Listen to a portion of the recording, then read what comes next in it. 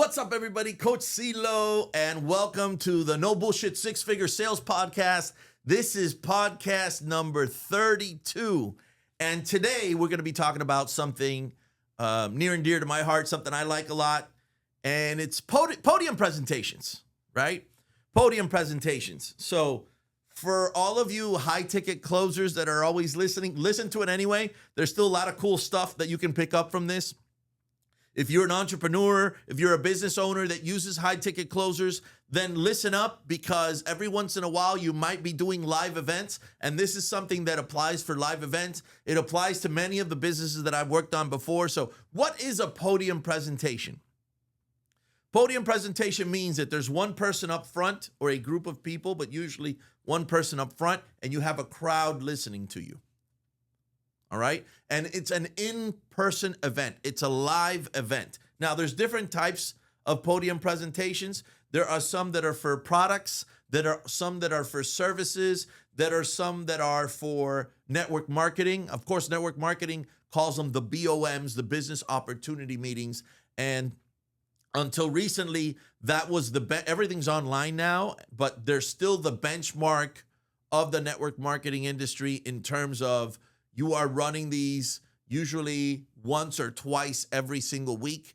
And in network marketing, they're run from event to event. The business is run from event to event, right? So, you get that first touch where you meet the person, and then you do a presentation, a one-on-one presentation, where you may have maybe more than a one-on-one. You may actually have somebody in your upline with you or something doing that presentation with you.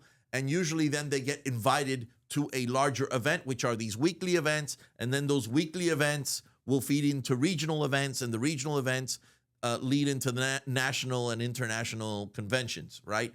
But those weekly events, it's a podium presentation.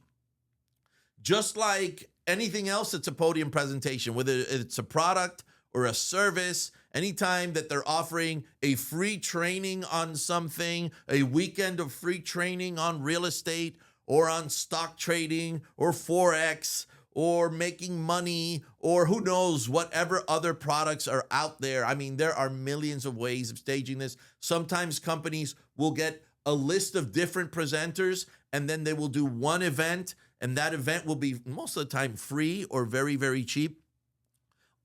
So basically what they're doing is the leads are all of the people that are coming for that presentation. Each presenter is then going up and giving their statements and their ideas, and they're giving value. Basically, they're providing value for free first, and then giving something in the end that would be a paid product. You guys get what I'm saying? So anyway, you've got that. But let's start. So podium presentation. Number one, what happens in the room inside? You have to stage the room inside. What do I mean by staging? Well, you want to have the chairs aligned, right? Give a maximum view of the stage. And depending on the room that's being rented in the hotel or in the conference area or whatever it is, you want to stack them all towards the stage. Depending on the size of the room and how it looks, you want to make sure that the stage has the main visibility. But that's not the only thing. You want to be able, depending on how big this event is, to be able to have rows in between where your helpers can walk through if they need to. You also want to know, before you let people in, because you let people in later and you let them all in at once. Think of like a nightclub, right? You don't want to let people into the nightclub staggering in little by little when it's empty, because then they walk in, they see it's empty, they doubt whether they should have gotten there in the first place, and they leave, right? So you want to create a lot of attention and attraction outside so that when you let them in, then everybody starts flocking in, and you have your volunteers or your staff or maybe the event staff guiding the people to where to sit. Why? Because as soon as they walk in, you want them to be guided to the front and to fill in the rows as they are coming in. The other thing is this. You want somebody that's on the outside letting you know approximately how many heads, what the head count is. so that you can adjust the chairs to approximately what that is. If it's going to be a packed event, great. If it's not going to be a packed event, you're going to start removing seats from the end, and so that when they come in and you spread it out a little, it still looks like it's a full house. The worst thing that you can do is have some people in, they scatter all over the place, and then it looks like there's 10 birds in there. If there's only 10 people, that's great. Then you have, approximately 20 seats scattered around, and you have all of those people up front. So you want to have this staged in a way where the main person is the main focus, and everything is geared towards them. The other thing, you want music pumping, preferably EDM, unless it's a much, much older crowd. If it's an older crowd, that's not going to get their heart pumping. They're going to be annoyed.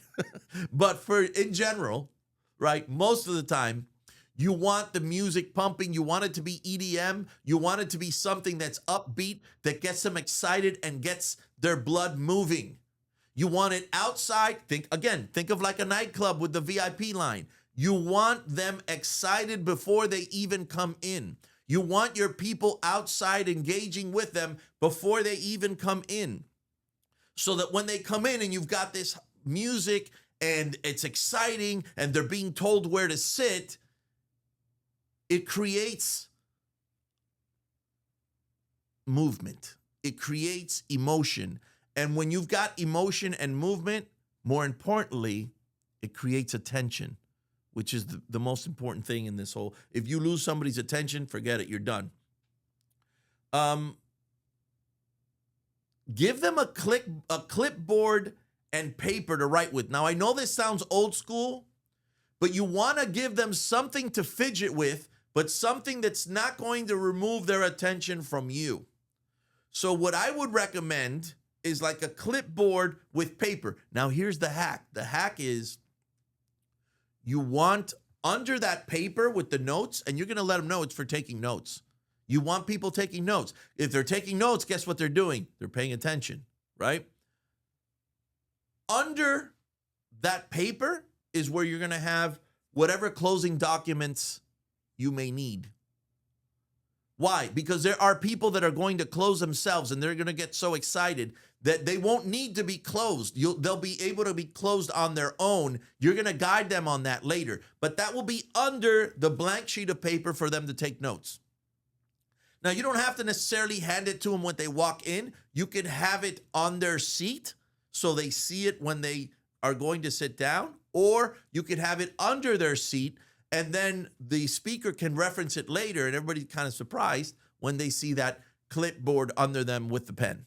So again, give them something to fidget with, but don't give them something that while you're talking, they're going through a bag and they're looking at things and whatever, keychains and shirts and whatever. You can have stuff like that if you want, that you're throwing out into the audience, because that'll get them excited. But you don't want them giving it to them in a bag where they're going through the bag while you're talking, because now you're losing them, right? So get them the clipboard. It's going to be good for closing, but it's also good for them to be able to take notes, encourage note-taking, right? What to do outside. Stage it like a VIP entrance. Have a red velvet rope. Have some of the people that are going to be working the room inside, have them working the room outside, meaning that they're just talking to people while they're waiting to come in. Just basic rapport building. Remember H-form, hometown, family, occupation, recreation, motivation, right? It's very, very important that not only do they talk to them, to the people in the line, but also maybe get them to talk to each other, get them to kind of know each other. Why? Because it reduces task tension when people get to know the people around them, right? Have as many friends and family present as possible. Why? Because they add energy and they add vibe to the room, right? Every time you say something, if you're waiting for somebody to reply and they're replying, it gets everybody else excited and replying as well. Have workers and volunteers taking them to their seats and ready to answer questions in the back, all right? So if somebody has a question or whatever, let them go back, let them know that in the back, you've got your group of people. Now, those are your closers that are going to be helping close at the end. But any kind of questions or anything in between, they'll be there to help address. But not only that, if somebody has a question that you're not going to call on them to answer, you want them to be able to go back and get it answered rather than start talking to the people around them and taking attention away from who's on the front or who's doing the podium. Next thing, never, ever open the room by yourself. I've seen professionals do this wrong. Never. You never want to open the room by yourself. You always want to have an opener open the room for you. Someone who's witty, someone who's funny, someone that can attract attention, someone that's good, but not as good as the closer. You want them to be good at the rapport. You want them to be good at talking to people. You want them to be good at engaging, and let them open the room and do the first half of the presentation for you. Engage the audience at all times and do it with tie downs, do it with hand raises, and meet them where they're at. Here's what I mean with tie downs. So let's say that this is an event about real estate. Well, guys, I know that you're all here for real estate, right? Who's here for real estate? Have them raise their hand. Just get them to say yes or no. Get them to tie down to things, right? And you're engaging them. By a show of hands, can somebody tell me how many of you have been having problems with leads? Boom. They raise their hand. So hand raises, tie downs. Here's the other one. Meet them where they're at. So put yourself in their shoes and say things that they would be saying. Meaning, if you're here, it's probably because you've been in real estate for a while. You may or may not be successful, but you've been finding some difficulty. Blah, blah, blah, blah, blah. Fill in the blank, right? You want them saying, in their mind, you want them saying, yeah, that's me. Or how did he know that? How did they know that? Because the more that you do that, the more attention that's going to go on the person that's doing the presentation or the person opening the room up. Again, a couple jokes here and there, get them laughing, get them focused on you, but now you've told them why they're there, why they should listen to you, and you're entertaining them. Then you get into explaining the meat and potatoes of the product or service. So you explain to them why they're there, and then you tell them why this product can help them with that. From there, you move on to your testimonials or examples of why the product works. And this has to be high energy and high powered. You cannot. So just like the regular, you know how in the regular sales structure of a presentation, I'm always talking about how you're creating task tension and then breaking it, and creating task tension and lowering it, and creating task tension and lowering it, right? Here, it's a curve going up, right? So you start low and you start going higher and higher and higher and higher, and it never stops, right? It wanes a little bit at the testimonial area and where you're giving examples, and then you bring in the closer at the end and it blows through the roof, right? So you do your testimonials, you do your examples. The closer, it needs to be the largest character in the room. As a matter of fact, if the person is in the room before, people should have noticed him, even if he hasn't opened his mouth or said anything. Maybe they're standing around in a corner. A lot of times it's good to keep them where they're not seen, right? So it's like surprising at the end. But if they're kind of sitting around somewhere, whatever, people already notice the person. Why? They're the sharpest dressed, they're sharp as a tack, enthusiastic as hell, and a force to be reckoned with. But the point is that it's the largest character in the room in terms of making money, in terms of being a product expert, in terms of their high energy, and in terms of closing, right? So to recap, you have somebody open for you. If you're the closer, you have somebody open for you, right? The person that opens for you is witty, engaging, fun, is meeting them where they're at, is creating rapport by basically almost repeating what's happening in their minds without them having said it, right? And that's very simple. That's just knowing your avatar, knowing what your average customer is, Because if you start naming those things and your average customer has those problems, thinks those thoughts, they themselves are going to be like, oh my God, how do you know that? Yeah, it sounds like me. Now that they know that you know what their problems are, they want to listen to what your solution is. Again, a little bit of wit, a little bit of laughter, ha ha ha. You explain your product, you explain your service, and then you bring in the testimonials. It'll drop a little sometimes in the testimonials because it's not you doing it anymore, right? Whether it's video testimonials, picture testimonials, or live testimonials. But now they're seeing how the product actually does what it's supposed to do. Now you've got their interest peaked. They're kind of interested in it. They understand that it'll solve it. And that's where you bring in the closer. And the closer runs his sequence. Now, I don't have time in one podcast to explain what kind of a closing sequence you can do there. But if you already do this, you would know the kind of closing sequence, hopefully, if you're good at it, you would know which one it is and you would do that, right?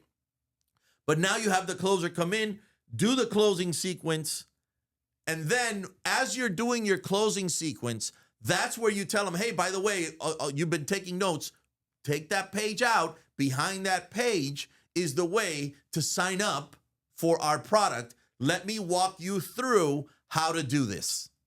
And you start helping them walk through. Now, either right before or during this process, what you're going to do is you're going to separate the buyers from the non-buyers.